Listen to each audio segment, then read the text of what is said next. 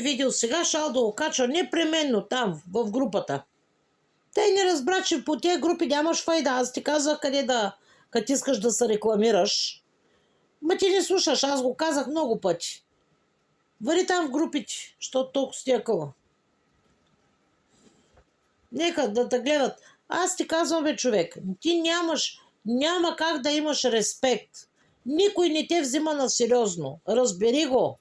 С този алкохол в ръка, с тези цинизми, с тези псовни, с тези лудости, дето правиш, го накачули две от там нейните пируки, де са прави на вампир пред клиентите и ти ги накачули и всичко това нещо ти мислиш ли, че имаш така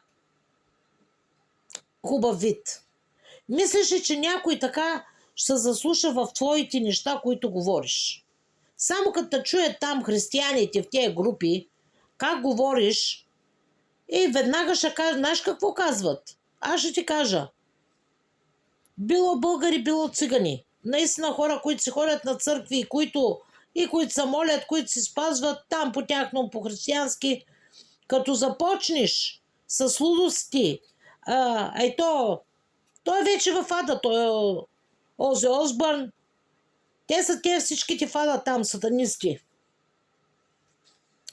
Като почна с тях, те пируки, после мръсотиите в устата, цинизмите, вулгаризмите. И знаеш какво казват хората?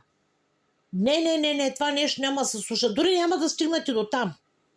Още първите приказки като чуят, първите. И веднага хората изчезват от видеото. Разбираш ли?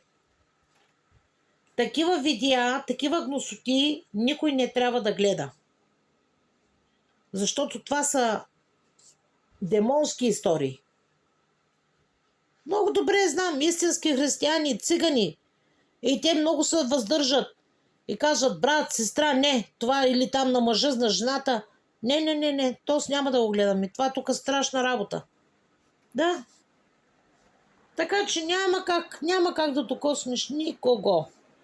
Някакви абонати, гледам още един човек, имаш 213, сега станаха. Ама нали виждаш, кьорава работа. Никой нищо не ти пише, никой нищо не те пита, ти искаш въпроси. Няма, братко. Сега с каква цел са абонирали? Никой не знае. Кои са те, които са абонирали? Пак никой не знае. Може да са и някакви власти. Откъде знаеш? Може някой да те следи? Може някой да се е оплакал?